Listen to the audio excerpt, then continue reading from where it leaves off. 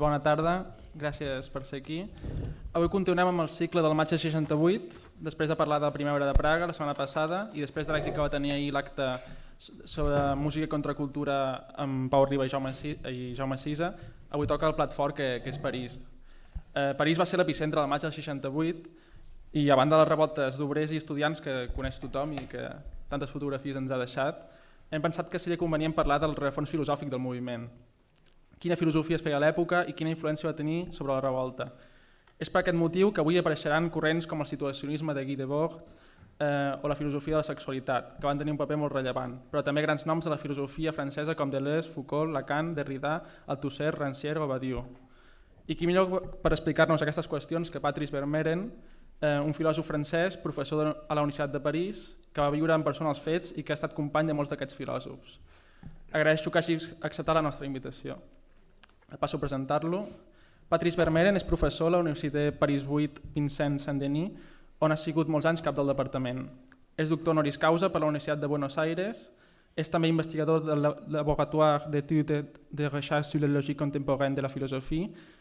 Les seves línies d'investigació són la filosofia política contemporània i la condició del subjecte en democràcia, així com les relacions entre França i Llatinoamèrica. És autor de diversos llibres com Victor Cousin, El juego político entre la filosofia y el Estado, L'identité philosophique européenne, La rêve démocratique de la philosophie o el darrer Barcelone, pense-t-elle en français, del 2016. També ens acompanya Jordi Riba Miralles, que ens farà una breu introducció al tema. Jordi Riba és professor de filosofia a la Universitat Autònoma de Barcelona, es va formar a París amb Patrice Vermeuren. Les seves línies de recerca són el pensament polític contemporani, les teories de la democràcia i les idees polítiques del segle XIX. És expert en el pensament de Jean-Marie Gouillot, del que n'ha publicat una monografia i n'ha traduït Esbozo de una moral sin obligación ni sanción. També ha coordinat el volum Filosofies postmetafísiques amb Laura Llevadot, entre d'altres. I ja et dono la paraula, Jordi. Bona tarda, no us veig gaire, perdoneu, però els llums aquests són molt potents i no estem habituats a treballar així a les fosques, que crea una mica una situació estranya. Gràcies, Jordi, per la invitació i, en fi, faré una petita introducció. Tu ja has dit moltes coses d'en Patrice Vermeuren i, per tant, per mi és un honor poder-lo presentar. Com has dit molt bé, és un dels meus mestres i, per tant, poder-lo presentar a Barcelona i presentar-lo aquí en aquesta institució és per mi un gran honor. A part de les dades cronològiques i de recerca que tu has apuntat aquí, jo no repetiré ni molt menys, el fet de trobar-nos avui justament 3 de maig, que és el dia que va començar aquesta revolta, aquest procés de canvi que va tenir un seguiment, com també has esmentat, un seguiment molt fotogràfic en l'època i amb algunes imatges també de moviment. El Patrice Vermeuren va ser un espectador, va ser una persona que ho va viure amb la seva joventut i que té les seves experiències i que a mi personalment, havent-lo conegut després, hi ha una cosa que em recorda molt, és a dir, jo faig un canvi a una idea, però suposo que quan ell parli després en la seva conferència ho entendran millor. És a dir, tenim una amiga comuna que una vegada estan en el pati de la Sorbona veient aquelles pedres, aquelles pedres centenàries, i veient els estudiants de l'època, dèiem que molta gent havia passat per la Sorbona, però que l'important no era haver passat per la Sorbona, sinó que la Sorbona hagués passat per les persones que hi estaven allà. Llavors, pensant una mica en dir algunes paraules al respecte, a mi m'ha vingut aquesta idea i penso justament que en el cas del Patrice Vermeuren podem dir que ell va passar per maig, però maig va passar per ell. I llavors el que ha vingut després, la història d'ell, com ell ha treballat la filosofia, com ell ha encarat la filosofia, més enllà del camp, diguem-ne, acadèmic, que tothom, doncs, qui més qui menys, té l'obligació de seguir, no?, en publicacions, en congressos i tal, doncs ha fet una tasca diguem-ne, poc coneguda, una tasca doncs, que a vegades doncs, és desconeguda, però que realment les idees de Maig, aquesta interrupció de la filosofia, aquesta reconvertir la filosofia doncs, no solament en una continuació de reflexions sobre reflexions, de llibres sobre llibres, sinó convertir la filosofia en algo més actiu, més participatiu, més apropar-ho a la resta de les persones, siguin estudiants o siguin els mateixos companys que ens dediquem a la filosofia. Jo crec que aquesta és una característica d'ells. I llavors només assenyalar dos punts i després ja, evidentment, serà molt més interessant sentir-lo amb ell, però m'agradaria apuntar la seva participació en una institució acadèmica francesa, però que té aquesta característica d'obertura, que és el Col·legi Internacional de Filosofia, que és una institució a la qual no dona títols, no es paga matrícula, però a la vegada està oberta a tothom que té alguna cosa a dir en filosofia. I ell, el jove estudiant de filosofia en aquella època, va participar en la creació al voltant dels noms aquests que tu has citat, alguns més, que ha fet història perquè el col·legi continua vigent. I després una altra de les tasques que crec que l'herència aquesta del maig del 68 l'ha portat això, al portar la filosofia, diguem-ne, posar-se en contacte amb altres àmbits filosòfics, en el seu cas amb l'Amèrica Llatina, i com ha assenyalat ell ha estat professor, continua impartint cursos especialment a Argentina i a Xile. Jo crec que aquests són dos trets de la seva biografia que el situen en aquest pas del 68 en la seva persona. I bueno, moltes gràcies. Muchas gracias a vosotros por estar aquí y también por la invitación. Si podemos describir mayo 1968 a la mirada de la filosofía, una de las figuras posibles sería la figura de la interrupción. ¿Qué es interrumpir? Según el diccionario de Littré, interrumpir es romper la continuidad o la continuación de una cosa.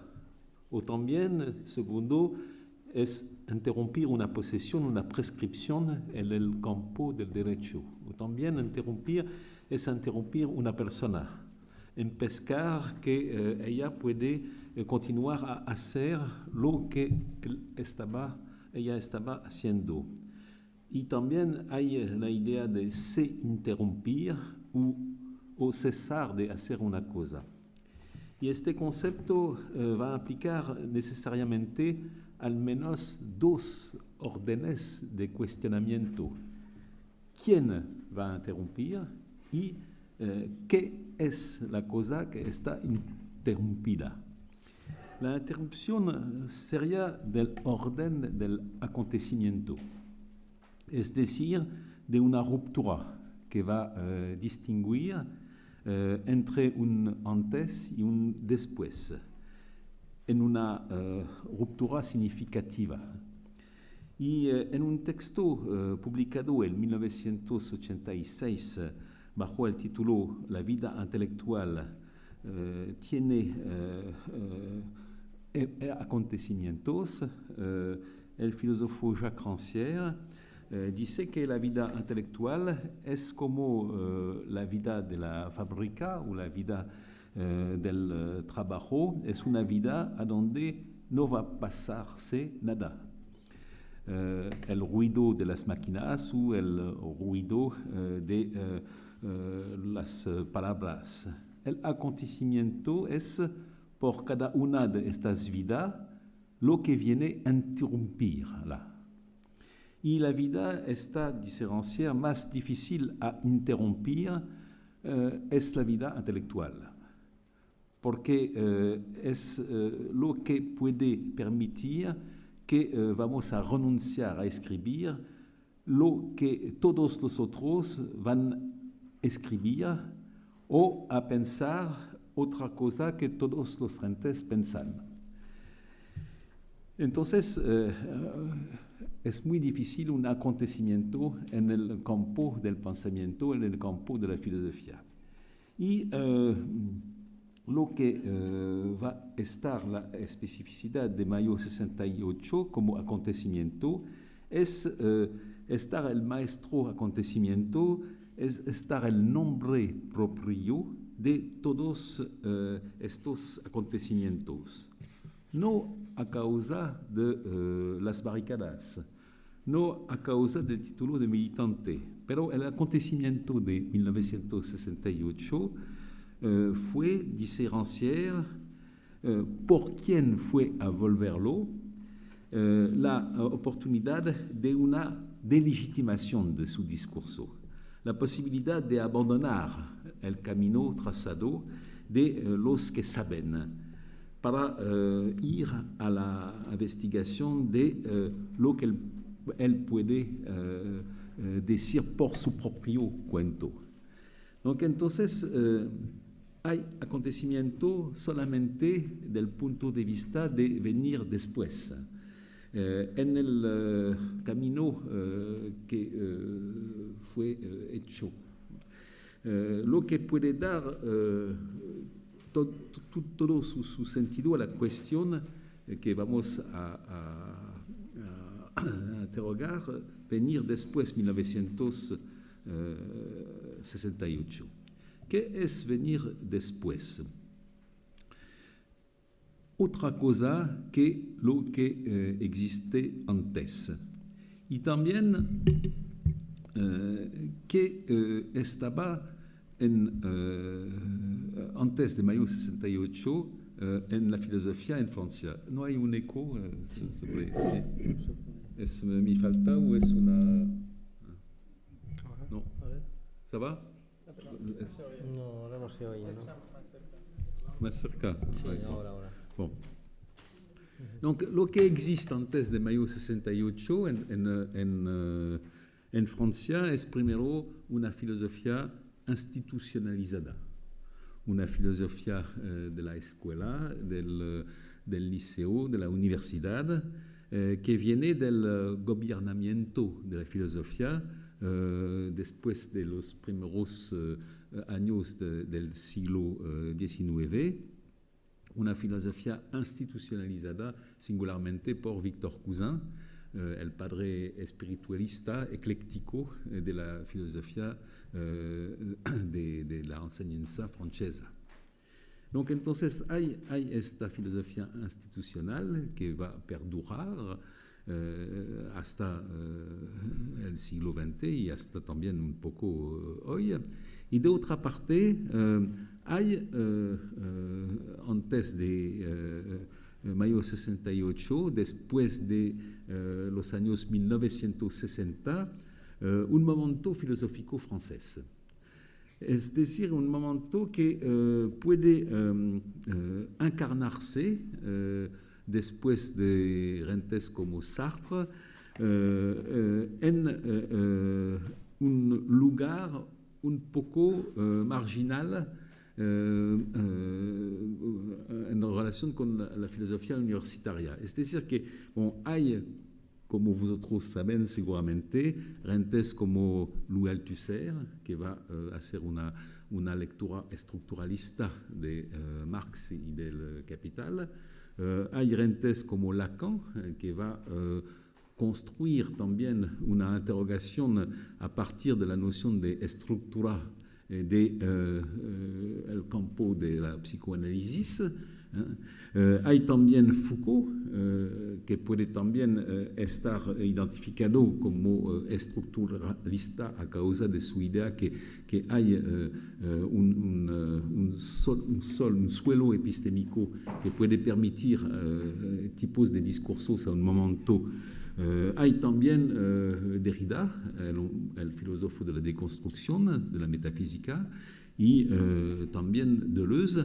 Entonces hay en los años 1960 todo un grupo de filósofos que van existir, pero no fuera de la universidad, no al centro de la universidad, no están con cátedras en la Sorbona, no están con las mejores cátedras, pero están, por ejemplo, en la Escuela Normal Superiora como rentes que pueden preparar la agregación de filosofía, o en provincia, como por ejemplo Foucault, que estaba en este momento en la provincia. Donc, entonces, ¿qué es un momento filosófico? Y hay un filósofo, si hay un problema hay un eco, yo no sé qué hacer, ¿no? Parce que comme ça, ¿no? De esta manera. Es que no hay la idea de cerrar los dos aquí, ¿no? Sí, ¿qué es? Ah bon, sería mejor de esta manera, ¿sí? Bueno, disculpez. Hein. Donc, la idea es que hay un momento filosófico francés y Badiou fue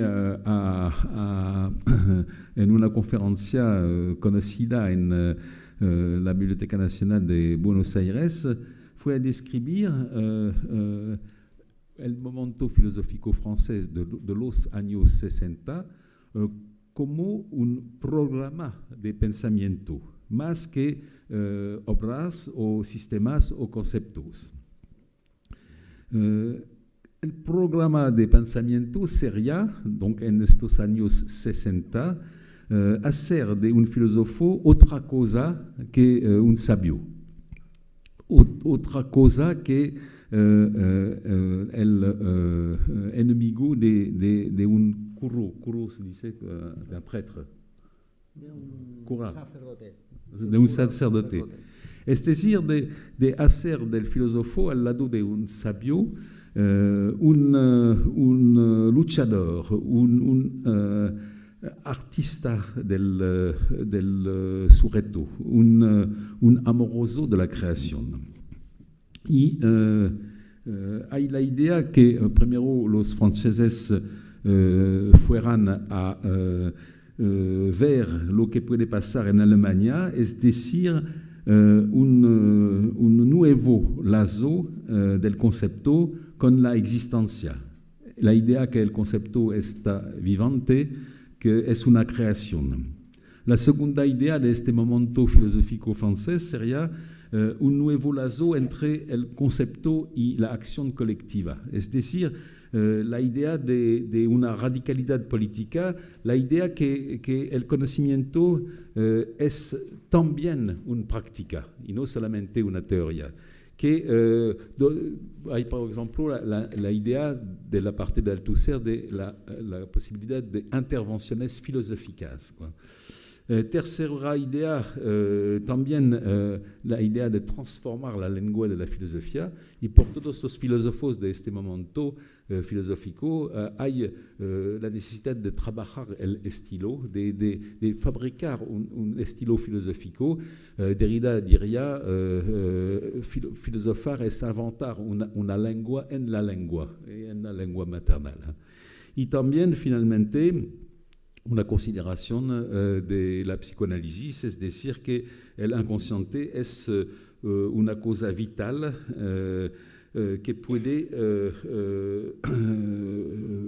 soportar el concepto. Alors también con Mayo 68 hay todo este mundo del momento filosófico que están escribiendo. Los años 65, 66, 67 son el momento de la aparición de textos como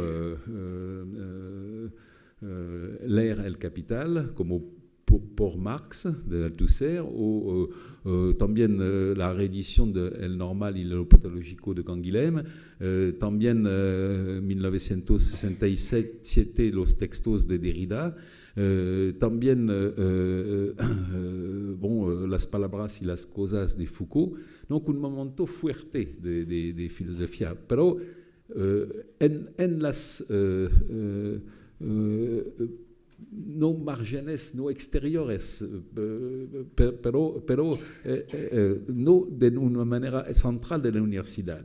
Y cuando hay mayo 68, entonces fue nombrado después un ministro liberal, inteligente de la educación, que se llamaba Edgar Faure, y la idea estaba dar la posibilidad en filosofía, también en otras disciplinas, dar la posibilidad a los mejores de enseñar en la universidad. Y es la razón por aquella fue fundada la Universidad del Centro Experimental de Vincennes, la Universidad Paris 8, y el Departamento de Filosofía fue instalado con la complicidad y la participación activa de Foucault, también de Canguilhem y también de Badiou. Y no solamente Michel Foucault, Michel Serres están nombrados, pero Badiou y Deleuze, Châtelet y Scherrer, Lyotard y los más jóvenes de la Escuela Normal Superior, Rancière, Borel, Regnault, Linhart, etc. Bon. Entonces, hay este modo de reconocimiento de una palabra filosófica que estaba un poco, si no excluida, de una manera marginalizada de la universidad. Pero mi idea a este momento sería de pensar que fue la ruptura con la filosofía anterior permitida por Mayo 68. Y me voy a hacer un ejemplo particular, es decir, una revista que se llamaba Les Révoltes Logiques, las revueltas lógicas, que estaba una revista publicada entre 1975 y 1981, a donde yo estaba con Jean Borel. Jean Borel, Joan Borel, es un catalano que fue nombrado también en el Departamento de Filosofía de Vincennes y que estaba también en el centro de la Universidad de Perpignan. Y hay Geneviève Fraisse, una filósofa feminista muy conocida. Hay también Jacques Rancière y muchos otros como Stéphane Doyer, etc. Bon. A leer, por ejemplo, hoy Wikipedia, Wikipedia dice, animada entre otros por Jacques Rancière, la revista Las Revueltas Lógicas van a romper con el pensamiento de Louis Althusser y va a orientarse en dirección del pensamiento de Michel Foucault. Y otra revista dice, colectivo entre el militantismo y la investigación, las revueltas lógicas van a nacer en el después Mayo 68 acerca de Jacques Rancière y la revista va a inscribirse en contrapunto de este tiempo de recuperación de las ideales de Mayo 68 con una atención particular a las lógicas de la revuelta y a su intempestivo. Él va a cuestionar las grandes historias que también la historia científica del movimiento obrero. Es decir que, ¿qué es estar intempestivo? Como vosotros saben, esta palabra fue ilustrada por Nietzsche, consideración inactual o intempestivos. Y intempestivo puede significar dos cosas. Estar intempestivo es pensar o actuar no contra, pero al inverso de su tiempo. O también estar intempestivo es ver su tiempo a rebours, a l'envers, al reverso. Cuando la mirada, cuando el pensamiento, cuando la acción pueden portar, a propósito del presente, en la finalidad de actuar sobre él, a este momento no son contemporáneos. Es decir, que podemos hablar de la inactualidad del presente. Lo que Walter Benjamin podría traducir como el porvenir. El porvenir es a la vez lo que el pasado puede esperar y también lo que puede esperar el pasado. Y el intempestivo sería ni una tarea ni una obligación, pero una propiedad del tiempo presente. Alors, entonces, la cuestión es la cuestión de los efectos que puede producir el intempestivo y de las potencias inéditas de resistencias que puede liberar. Bon, entonces, el colectivo que va a fundar la revista Las Revueltas Lógicas viene de la encuentra de Jean Borrell y de Jacques Rancière haciendo sus cursos en la Universidad de Vincennes, también Geneviève Fraisse, y fuimos a este momento a participar a una idea del tiempo que estaba las emisiones Jean-Paul Sartre a la televisión. Sartre fue a decir, no me voy a hablar a la televisión o en los medios durante mucho tiempo. Y un momento, él dice, de acuerdo, hay que hacer emisiones conmigo que serían Sartre en el siglo. No Sartre como subjetividad, pero como individuo singular, pero como subjetividad abstracta.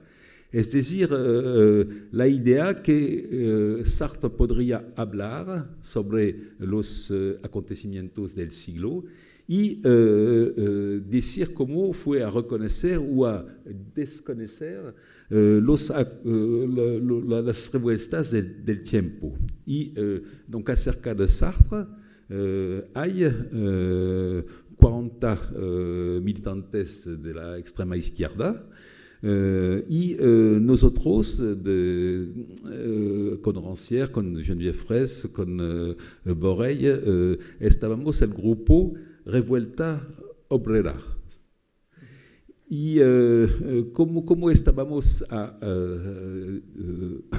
hacer encuestas con viejos obreros del sindicalismo anarquista, para escuchar lo que pueden decir los obreros y los actores de las revueltas. Donc, entonces, fuimos a escribir algunos textos o entrevistas que pueden circular entre otros que nosotros, y a este momento hay un editor de extrema izquierda, Solin, que dice ¿por qué no hacer una revista? Y fuimos a hacer finalmente esta revista. Y a crear también un pequeño centro que se llamaba Centro de Investigación sobre las Ideologías de las Revueltas. Y este centro fue también acreditado por la Cátedra de Historia de los Sistemas de Pensamiento de Foucault al Colegio de Francia. Foucault que viene de salir de París 8 para entrar en el Colegio de Francia. Y donc entonces esta asociación Rancière puede hablar de esta asociación de esta manera. Sí, Foucault fue importante para mí porque con él estamos a salir completamente la filosofía de los libros de la filosofía, de la institución filosófica. Es decir, que somos 3, 4, 5 años después de mayo 68, y la idea es que es la interrupción filosófica que puede producir este acontecimiento. Es primero con Foucault salir de los libros de filosofía y de la institución filosófica, es decir, pensar que la filosofía puede estar en otros lugares o en otras instituciones que las instituciones filosóficas. Y él dice, Rancière, que él puede comprender más Foucault con Vigilar y Castigar que con la historia de la locura. Estamos a ocuparse del pensamiento, a dónde está a la obra, y si Foucault va ver el pensamiento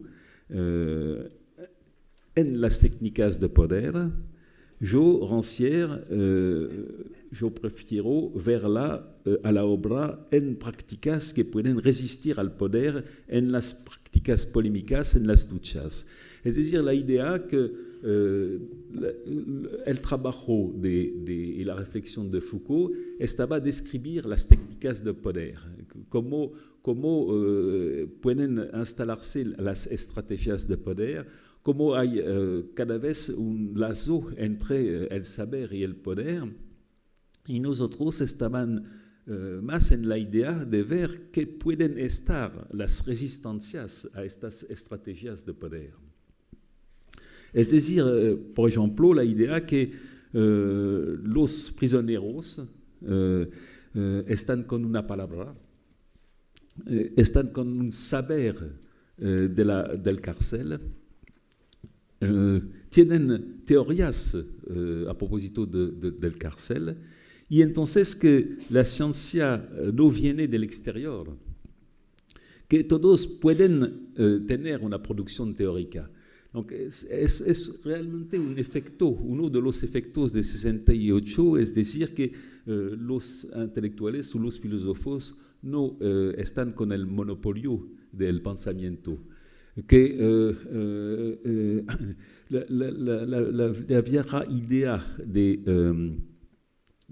que el filósofo puede elaborar una teoría a donde el grande nombre no tiene teoría o está con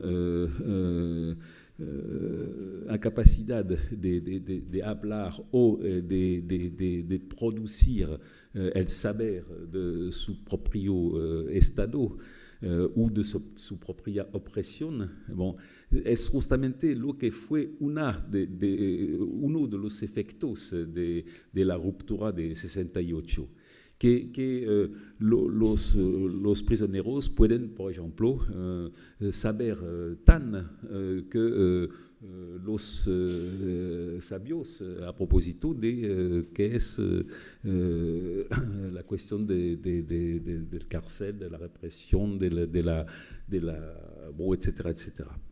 Bon, donc, si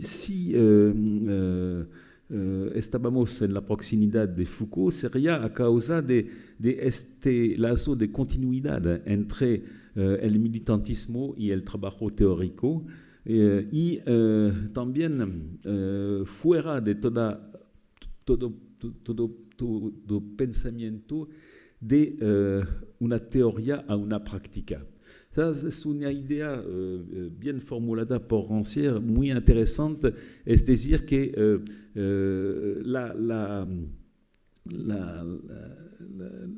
el esquema de desarrollar un pensamiento para poder orientar la praxis es justamente una práctica de la filosofía que sería en cuestión. Vosotros saben, por ejemplo, que un filósofo como Althusser dice, bon, hay que leer Marx y percibir que en Marx hay dos Marx, hay el Marx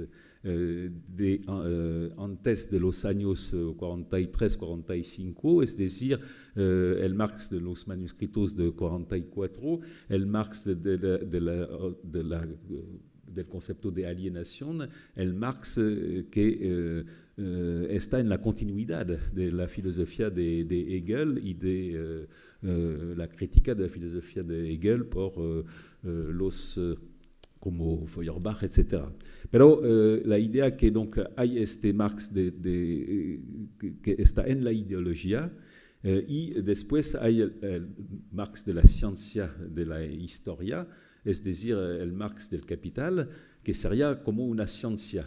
Y la idea de esta lectura estructuralista de Marx sería que los intelectuales deben hacer desarrollar la teoría y que es la tarea del intelectual de perfeccionar la ciencia de tal manera que la revolución puede hacerse al nombre de la ciencia y con la idea que el pueblo estaba sin percibir las razones de su propia opresión. Ahora, este modelo es justamente uno de los modelos que van a estar interrumpidos con Mayo 68.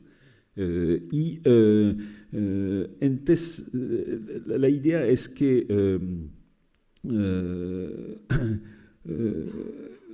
la acción no está la aplicación de una teoría. Y es lo que dice Rancière, que él debe, como nosotros, a Foucault, esta idea que trabajar teóricamente no es desarrollar una teoría en la idea de aplicar la teoría en la práctica. Bon, políticamente, ¿cómo podemos situar las revueltas lógicas?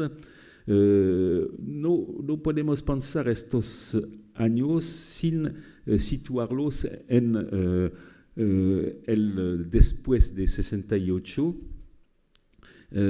Y 68 no estaba la resurrección de una juventud que puede esperar terminar con un viejo mundo que puede empezar de profitar de los bienes de consumación o de la liberación sexual. Es otra cosa. Hay toda una interpretación de Mayo 68 que dice es una revuelta de la juventud y finalmente fueran en este deseo de jouir, ¿cómo on dit? De gozar. Gozar del capitalismo, de la nueva sociedad, bon, esta idea fue una interpretación, también fue una interpretación no solamente de algunos psicoanalistas, de algunos reaccionarios, pero fue un poco la interpretación de Régis Debray, por ejemplo. Régis Debray, que estaba también un althusseriano, pero que estaba en un cárcel en Bolivia en relación con Che Guevara, como vosotros saben, que cuando fue a regresar en París, dice, bon, es una revuelta de estudiantes de Mayo 68, de la pequeña burguesía, que, bon, Rentes como Rancière dice al contrario, hay en Mayo 68 muchas cosas otras y singularmente Mayo 68 fue un momento de esperanza revolucionaria con ideas reguladoras anticapitalistas y anti-estáticas. Estado, sí, estáticas. También después de Mayo 68 hay esta evolución y singularmente la antemuerte del movimiento maoísta, y singularmente de la izquierda proletariana. Y primero hay la idea, es solamente un comenzamiento, hay que continuar la lucha hasta los años 1973.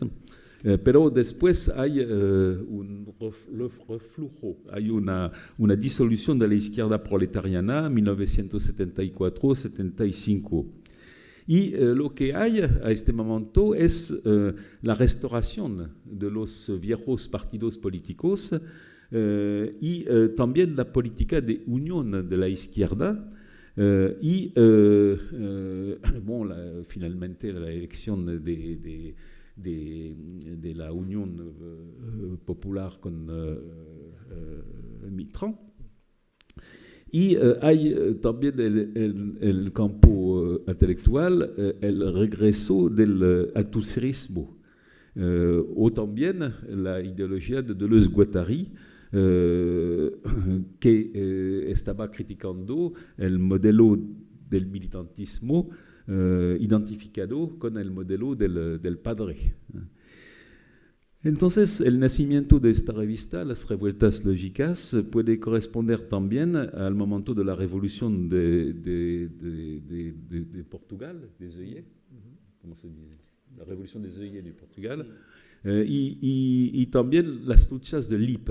Lip fue un momento muy importante, estaba una fábrica de relojes, y los dirigentes, los patrons, fueran a abandonar la dirección de la fábrica y los obreros fueran a continuar la producción y como una manera de autogestión. Y fue un momento muy importante porque va a significar que hay la posibilidad de una existencia de una tradición obrera autónoma, fuera de la organización de los partidos, que puede estar pensada como enlazo con las asociaciones obreras del siglo XIX y del sindicalismo revolucionario. Donc, entonces, las cuestiones van devenir las cuestiones de las contradicciones entre las exigencias de un activismo gauchista con la idea de cambiar el mundo y el hecho que el poder militante puede vehicular y reproducir el poder del macho y el poder del padre. Y singularmente es la idea reguladora de las luchas de las feministas. Y entonces la idea es de pensar que les échecs, la causa de los fracasos y de las perversiones de la tradición socialista y revolucionaria puede estar no del lado de tal o tal tesis o de tal o tal cabeza. La idea de muchos grupos revolucionarios estaba es la falta de tal o tal enunciado que no estaba en el orden o en la lógica de tal teoría revolucionaria o el hecho que tal o tal líder puede pervertir la idea o la realización de la revolución. Donc, la idea es justamente no pensar que la causa de las perversiones de la tradición socialista puede estar interpretada de tal manera, sino en la realidad de las formas de opresión, de resistencia, de lucha y de organización. Los obreros de Lip, por ejemplo, esta fábrica con autogestión de relojes, son rentes que van a permitir la marcha, el funcionamiento de su fábrica, van a producir, van a mostrar la capacidad de dirigir colectivamente la producción contra toda la tradición marxista de separación entre lucha política y lucha económica. Entonces, sería donc tres tareas de nuestro punto de vista. También estoy a evocar Rancière.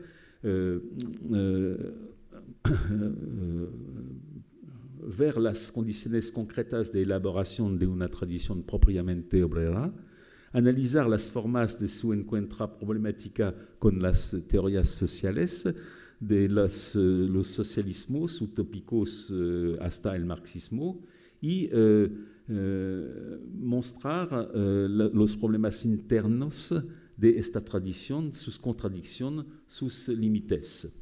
Alors, en nuestro grupo hay gentes como Rancière que estaba trabajando sobre la palabra obrera. Rancière se va en los archivos ver qué dicen los obreros, por ejemplo, del siglo XIX. Escuchar la palabra obrera. Otros como Jean Borrell estaba sobre los trabajadores de la tierra o sobre la cuestión de las minorías nacionales. Otros como Geneviève Fraisse estaba trabajando sobre las mujeres, otros como Stéphane Doyer y yo sobre el trabajo de los niños o sobre las colonias penitenciarias. Pero lo que para mí es interesante es que vamos a los archivos. Es decir, estamos filósofos.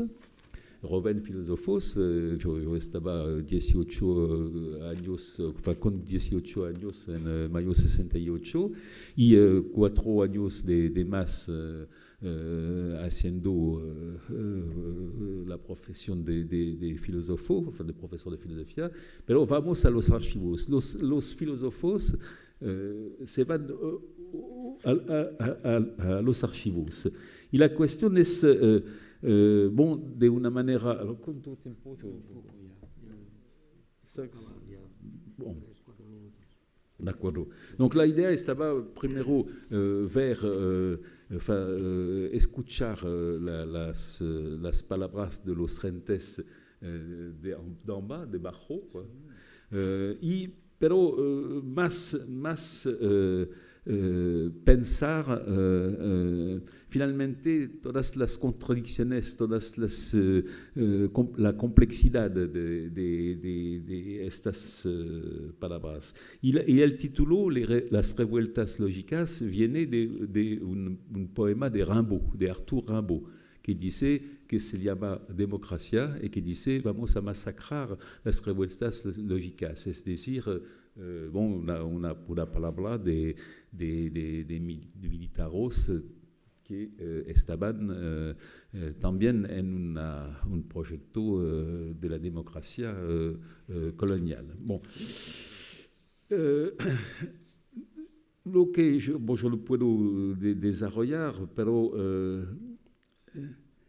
la idea sería que esta ruptura puede, en nuestro caso, estar compartida singularmente por Foucault, singularmente porque esta posición sería a cuestionar no lo que debemos pensar, sino lo que puede hacer que tal cosa estaba pensable, que tal enunciado puede estar formulable. Es decir, dos cosas. La idea que lo que es interesante es el pensamiento a la obra en las prácticas, el pensamiento que puede participar del paisaje de lo que está, y también una disyunción entre teoría y práctica.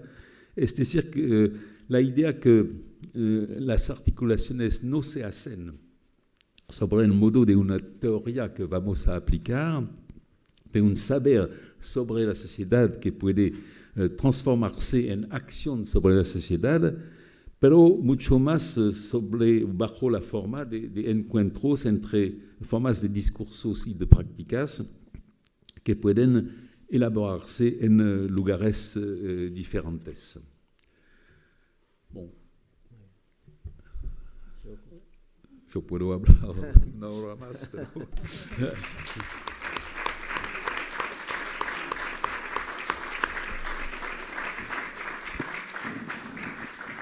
Moltes gràcies, Patrice. Doncs ara, si us sembla, podem obrir un torn de debat. Segur que hi ha moltes qüestions. Agafem 3... El micròfon? No està. Tenim un aquí davant? Comencem per aquí. Bueno, com vulguis. Vale, dona allà i el següent aquí. Hola, buenas noches. Muchas gracias por su conferencia. Quisiera preguntar algo que me parece que no ha aparecido en su texto, que es el tema del papel del situacionismo, el tema del papel de Guy Debord y toda la cuestión de la liberación sexual. Es decir, en 1968 Althusser estaba encerrado, durante los días de 1968 Althusser estaba encerrado en un hospital psiquiátrico, había tenido un brote. Foucault vivía en Túnez, entonces estos no participaron directamente sobre mayo del 68, aunque fueron en cierta manera sus herederos y los que, digamos, convirtieron eso en una teoría. Sin embargo, el situacionismo estaba realmente allí. Entonces me gustaría saber cosas sobre la cuestión de la sexualidad y sobre la cuestión del espectáculo y sobre todo en la relación de que la sociedad del espectáculo hoy se ha convertido en la sociedad de la posverdad. Si podría decir algo sobre este tema, se lo agradecería.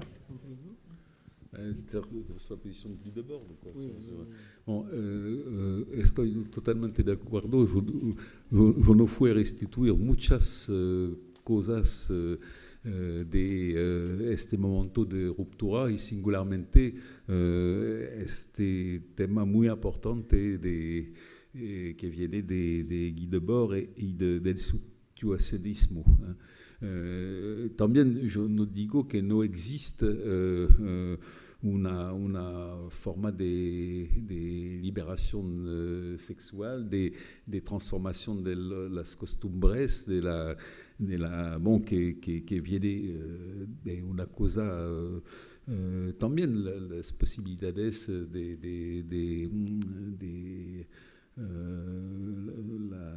la maestría del cuerpo.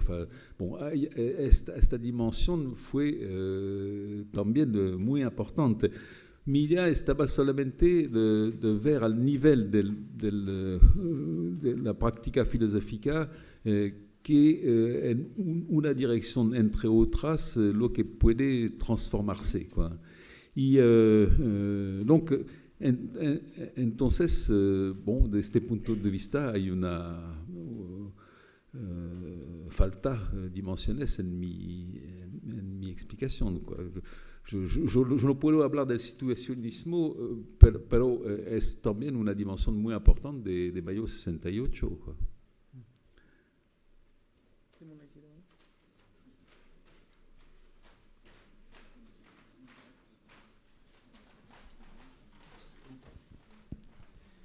Buenas tardes.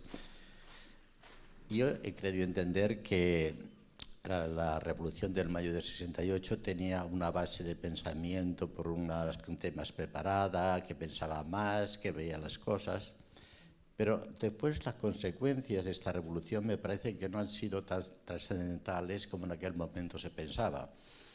Yo veo en España, por ejemplo, ahora cuando se habla de democracia, y veo que están tan lejos las ideas de lo que es democracia que me da mucha pena no oír a pensadores, gente que sabe más que nosotros, manifestar sobre esas situaciones. Por ejemplo, aquí en Cataluña, sabe que tenemos este proceso de independentismo y tal. Esto partió de un eslogan que era España nos roba.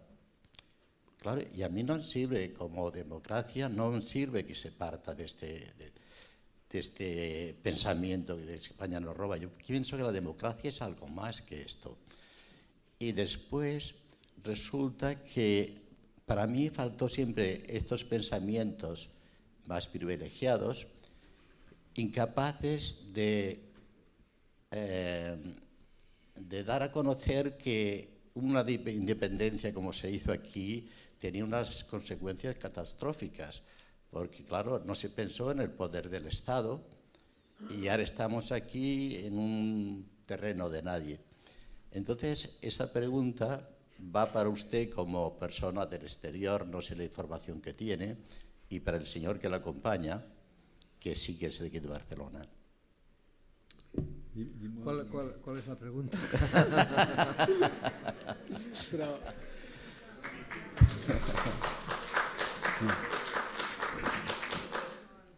Sí, le decía que en el proceso que hemos tenido aquí ahora ha faltado voces más autorizadas, personas que tienen el privilegio de saber más, de pensar más, que dijeran a dónde íbamos a parar con este proceso. Però, senyor, això, el tema de la conferència... No sé, el tema, yo he querido entender en su exposición al principio, después si acaso tú respondes, yo he querido entender que ciertamente el movimiento de mayo del 68 es un movimiento espontáneo, creo, no sé si tú estás de acuerdo, Patrice, que es un movimiento espontáneo, pero que tiene un arrière-fond, ¿no? un detrás, o tiene un fondo de unas determinadas ideologías que hacen una propuesta de transformación social. Entonces, en el contexto yo creo entender que se produce el cambio, es decir, no hay una concreción de que las ideas se puedan convertir en hechos. Entonces, el fracaso de mayo del 68 es este. Es decir, yo creo que bueno, más que ellos que lo conocen y lo han vivido, mayo del 68 es un fracaso, pero al mismo tiempo es una ruptura que abre unas posibilidades, que abre unos caminos filosófico-políticos, tal como él ha presentado, que, bueno, que están ahí, que escapan un poco a la inmediatez de los hechos. Yo entiendo que el planteamiento que has hecho va por ahí. No sé, Patrice, si tú quieres añadir algo, ¿no? Oui, enfin, bon, disculpe porque estoy con dificultades para entender bien la lengua cristiana, pero una de las ideas sería que la idea de una necesidad de un orden o de una ley histórica que va a producir tal o tal efecto de una manera necesaria sería justamente una idea que puede estar cuestionada. Porque mayo 68 es justamente la interrupción y todo lo que puede producirse como novedad sería justamente en esta interrupción. A propósito de temas como la cuestión de la democracia, bon, Jordi Reba justamente fue a traducir textos de Miguel Amansur que estaba a pensar la dimensión de la utopía. La utopía, como a cada momento después de un acontecimiento hay la idea que la utopía está muerta. En el siglo XIX los reaccionarios dicen con la revolución de 1848 fuimos a ver los excesos de la revolución social y cómo el poder puede matar el pueblo y donc ninguna utopía puede estar posible. De una otra manera, después de mayo 68, hay la idea que la utopía, es decir, la idea que las cosas pueden estar de otra manera que están, con más de justicia, con más de igualdad, etc. Donc, hay esta idea que las utopías van a producir el totalitarismo y fue, por ejemplo, el caso de los nuevos filósofos del tipo Glucksmann, Henri Lévy, etc. Donc, 10 años después de mayo 68, hay de la parte de gentes que fueran también a participar a Mayo 68 y a autorizarse de esta lucha en la calle para recuperar finalmente o instalar un nuevo poder de los intelectuales bajo la forma del intelectual mediático. Y también en Mayo 68 estaba la idea de la no separación de los intelectuales y de los trabajadores, y también la idea del intelectual al servicio del pueblo. Bon, entonces, hay regularmente esta dimensión de la utopía que va a estar avanzada sobre el tema que es el final de las utopías. Es también la cuestión de la política y del estatus de la política. Gentes como Rancière o como Abensour dirían que la política no es la gestión de las cosas establecidas, no es la gobernancia y la idea de lo que está posible, que al contrario existe la política cuando hay una acción. Hannah Arendt dice cuando vamos a recuperar una palabra y a pronunciar una palabra en un espacio democrático, un espacio público reinventado. También Rancière o también Abensour pueden pensar que la democracia existe cuando justamente hay una reivindicación, Badiou diría un acontecimiento que puede manifestar la reivindicación de igualdad de la parte de los que están sin igualdad. Es también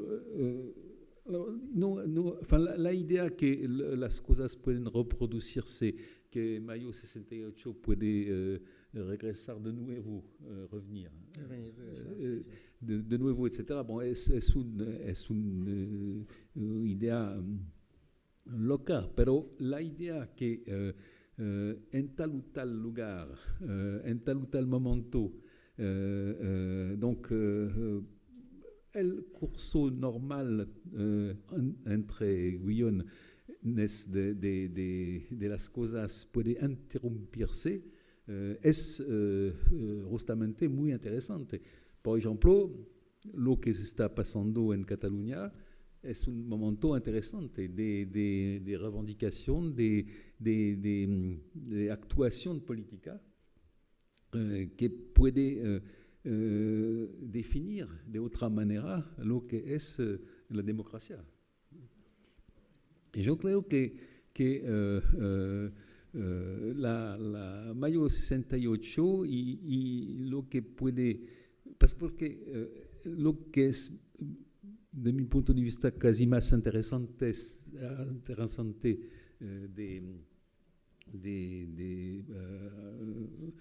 sería más que los acontecimientos de Mayo 68, lo que puede pasarse después, venir después. Y vosotros dicen, uno de ustedes dice, pero Foucault estaba en Tunis, tal o tal no fue a participar, etc. Sí, pero por ejemplo, Foucault fue a transformar totalmente su existencia, sus prácticas y también su pensamiento después de Mayo 68. Y fue un hombre que sin a distinguir la cuestión de la teoría y de la aplicación de la teoría en la práctica, no fue un tipo fuera de la acción, al contrario, fue a participar a las revueltas de los prisioneros, etc. Pero también la idea de tirar, por ejemplo, de las teorías de Foucault una legitimación de tal o tal movimiento, por ejemplo, el movimiento gay o por ejemplo el movimiento antipsiquiátrico, etc., de una manera es ilegítima, porque Foucault, su trabajo intelectual, su pensamiento estaba abrir la posibilidad de pensar, abrir cada vez la posibilidad de interrogarse. Y yo pienso que es una cosa nueva en el campo del pensamiento. Je pensaba otra cosa que estaba sobre, por ejemplo, la relación de los intelectuales con el Partido Comunista. Milner fue a hacer una descripción interesante en 3 momentos, es decir, que hay el momento de Sartre, un poco tiempo, pero la idea de estar compañón de ruta, sí, ¿cómo se dice? Compañón de ruta del Partido Comunista. Es decir, este momento, en los años 50, hay la idea que con el estalinismo hay una esclerosis total del pensamiento y que un intelectual que va a entrar en el Partido Comunista va a perder su capacidad de pensamiento y de desarrollar el pensamiento. Fue un momento del pensamiento de Sartre que va a caer con él mismo en el prefacio del libro Aden Arabi de Paul Nizan. Y a este momento, donc hay esta nueva, alors también con el papel del intelectual, de Zola a Sartre, que sería hablar cuando muchos no van a hablar, y también con la posibilidad de pensar, de ver mejor, poder abrir nuevas veces, donc el intelectual tradicional, quoi. Después hay el altucerismo, y el altucerismo es decir que no es el momento, los años 65, no es el momento de la revolución. Donc, entonces, ¿qué pueden hacer los intelectuales y los filósofos? Hacer la ciencia. Y también hacer la ciencia, desarrollar la ciencia, la filosofía, el marxismo sería finalmente hacer la teoría como una práctica teórica. Y a este momento,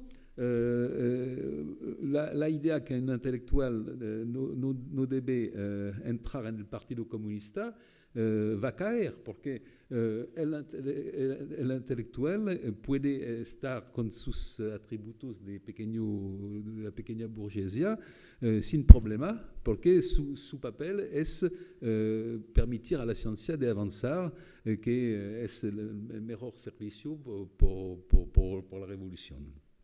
Pero justamente esta idea va a estar, tercer momento, la idea que va a caer con Mayo 68, porque la separación entre teoría y práctica, la separación entre intelectuales y trabajadores es justamente uno de los acontecimientos fundamentales de Mayo 68. Y también yo puedo pensar, antes de Mayo 68 yo estaba muy joven, pero en las luchas contra el Vietnam, etcétera, como muchos gentes, pero también con una perspectiva de pequeño estudiante, con perspectivas de tener la ciencia, la filosofía, etc. Con Mayo 68, por gentes de mi generación, fue totalmente a caer esta idea. Hay una profunda modificación de la percepción de lo que podemos hacer. Alors, entonces, después hay este cuestionamiento del intelectual. Hay este famoso texto de entre Deleuze y Foucault sobre la idea que el filósofo no va a estar, o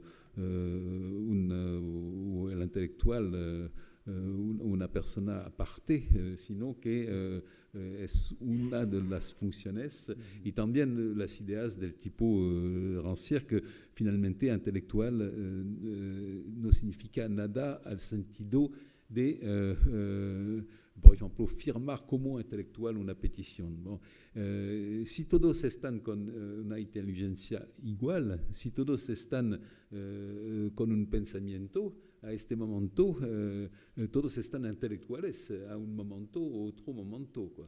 Es decir que o los intelectuales son un grupo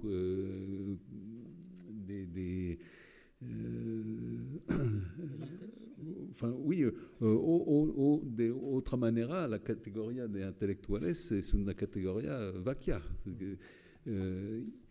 Justamente uno de los temas también después de mayo 68 fuerte es el tema de la igualdad.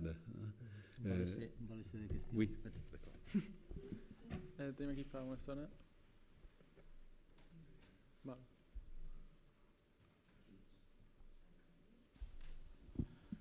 Buenas noches. Quisiera preguntar al profesor Patrice si se podría establecer algún tipo de paralelismo entre estos filósofos que ha mencionado y la trayectoria del filósofo italiano Toni Negri, como también y por su activismo político, tanto su pensamiento como su actuación, como sus reflexiones sobre el Estado y sobre los ciudadanos. Gracias. No, naturalmente que pensadores como Toni Negri están también rentes que vienen después de mayo 68, que fueran a pasar por un momento de militantismo y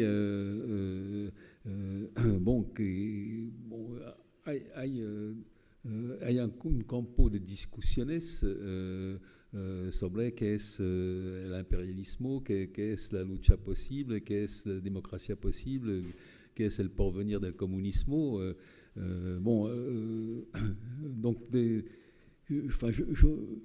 Pero hay diferencias, pero hay un campo de discusiones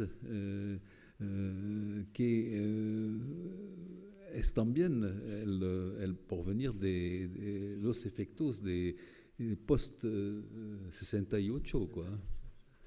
Pero Bueno, vamos, más preguntas. Hi havia una altra? Sí. Hauríem d'anar acabant, si les últimes preguntes ja. Tenemos que acabar en 5 minutos. Voy a retroceder al momento que se ha planteado la posibilidad que el mayo del 68 hubiese sido un fracaso. Desde mi punto de vista, no fue un fracaso. Si aceptásemos que fue un fracaso, aceptaríamos que esta conferencia ha sido un fracaso. Lo digo porque todo acontecimiento, eso es un acontecimiento, digamos, a un nivel menor que el del mayo del 68, yo considero que se tiene que considerar a partir de los objetivos previstos para tal acontecimiento. Yo creo que algunas de las consignas que se utilizaron en el mayo del 68 en París, etcétera, no se han cumplido. Es lógico que no se cumplieran. Algunas de ellas hubiesen representado el fin de las utopías, como usted ha dicho antes. Considero más bien que los acontecimientos, sea cual sea su volumen, su grandeza, tienen que analizarse tal como lo explican Deleuze y Guattari perfectamente en algunos de sus libros, en el sentido que el cuerpo social se enriquece a partir de los cambios incorpóreos que se producen en el momento del acontecimiento. Es decir, cualquier movimiento social sirve para que las personas que participan de ese movimiento evolucionen, cambien a partir de esa experiencia emocional, pasional, de todo tipo, no solamente intelectual o racional. Por lo tanto, desde ese punto de vista, consideraría que el mayo del 68 representó un cambio extraordinario en los cuerpos sociales, tanto en Francia como en Cataluña, como en España, como en Estados Unidos, etcétera, etcétera. Si no, no estaríamos hoy hablando de ello. Alguien, al principio de todo han hablado de que, bueno, no es una pregunta, lo siento, me estoy alargando quizás demasiado. La pregunta sería, ¿está usted de acuerdo que fue un fracaso? ¿Esta conferencia es un fracaso? Gracias. Si estás de acuerdo que mayo 68 fue un fracaso. Es un fracaso. Fue un fracaso. Un échec, ¿no? Un échec, oui. No, yo no creo que es un fracaso. Yo pienso a esta idea de qué es un sujeto político. Por ejemplo, hay esta vieja concepción del ciudadano. Bon, en Francia, por ejemplo, hay cuatro fuentes del ciudadano. Hay la idea que la Constitución va a dar deberes y derechos. Hay la idea del sujeto nacional, de la pertenencia a una nacionalidad. Hay una idea del lado de los derechos del hombre. Hay también el sujeto del derecho civil. Bon, es la idea de una identidad. Somos ciudadanos y debemos participar a la vida política. Y a este momento la representación sería por qué los ciudadanos no van a participar bien a la vida política. Y a este momento la idea sería, hay un déficit de ciudadanía o una ciudadanía de baja intensidad, como dice O'Donnell en Argentina. Y vamos a decir al Estado, hay que permitir a los gentes de interesarse más al voto, etc. Esa sería una concepción de la ciudadanía. Pero podríamos decir otra cosa con Hannah Arendt o con los autores de aquellos estoy hablando. Es decir, que no estamos perpetuamente ciudadanos. Estamos ciudadanos, hacemos política al momento de tener la palabra o un acto, una reivindicación, y singularmente una reivindicación de igualdad. Es decir, que a este momento no vamos a hablar de un ciudadano como una identidad, sino como una subjetivación. Toda la idea sería la idea de subjetivación política, quoi. Y donc a este momento la idea de fracaso o de no fracasar es una idea relativa, porque cosas, yo no sé, tener palabras sobre la plaza, abrir espacios democráticos que pueden estar sin porvenir inmediatamente, etc. También es un beneficio por la democracia. De la misma manera, todos los discursos a propósito de la mondialización son discursos que es una escena construida que puede encerrar los problemas en, por ejemplo, no podemos estar con una sensación de un poder como ciudadano al momento que el poder está muy lejos y también hay se pierden el poder de la nación. Pero esa es una construcción, es una explicación, es una palabra. Podemos cuestionar justamente las presuposiciones para instalar una reflexión sobre qué es finalmente estar sujeto político. Ho hauríem d'anar deixant aquí ja l'última pregunta, si et sembla. Bueno, revueltas y no revolución, que no es lo mismo una revuelta que una revolución. Lo que pasa es que se tuvo el miedo, y el miedo de la burguesía, a que esa revuelta se convirtiera en revolución, que es cuando De Gaulle actúa. Pero realmente, ante toda esta masa, frente a esa línea de esbirros del sistema, esa masa hubiera podido hacerse con el poder, hubiera podido echarse por encima de esos centenares o miles de policías. Lo que pasa es que la burguesía y sus hijos, que eran esos jóvenes, de aquí que Althusser y otros consideraban que era una especie de revuelta de niños bien, de niños de casa bien, ¿no? Que se habían lanzado a la calle, con unas esperanzas. Evidentemente, para mí, ninguna revolución es un fracaso, como ninguna revolución o ninguna revuelta es un fracaso, ya que ha despertado, como ha dicho en estos momentos el compañero Pere Pons, ¿no?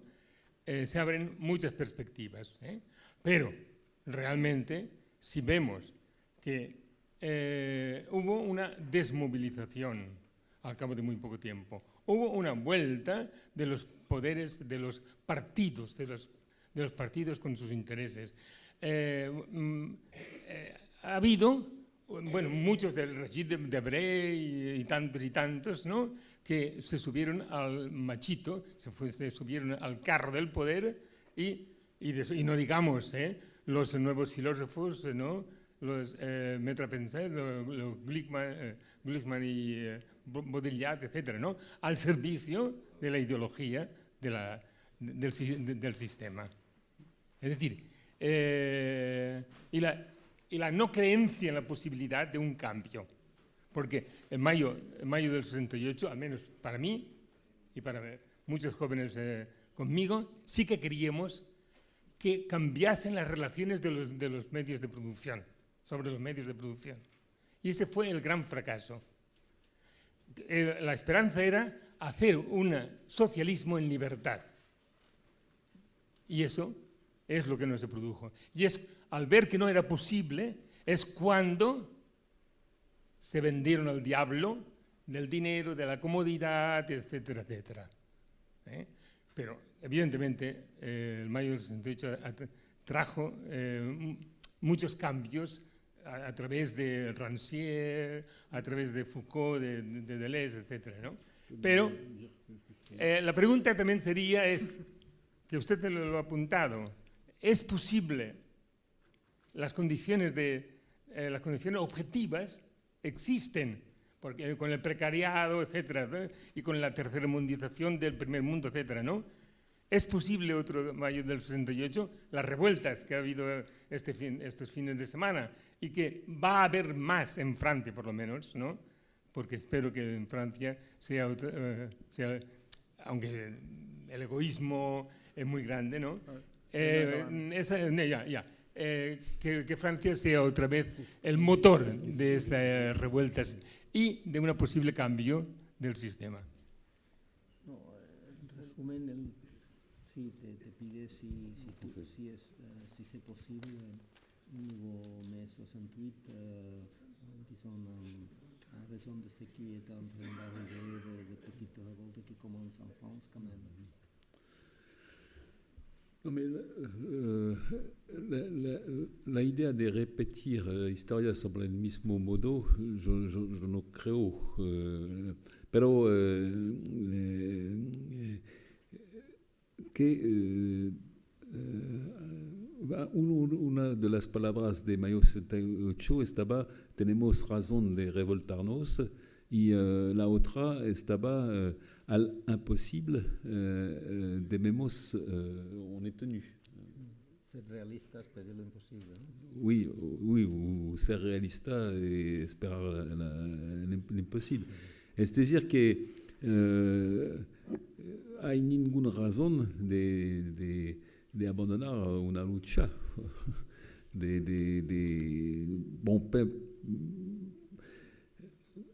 no sobre el modo de la necesidad de la historia, sino que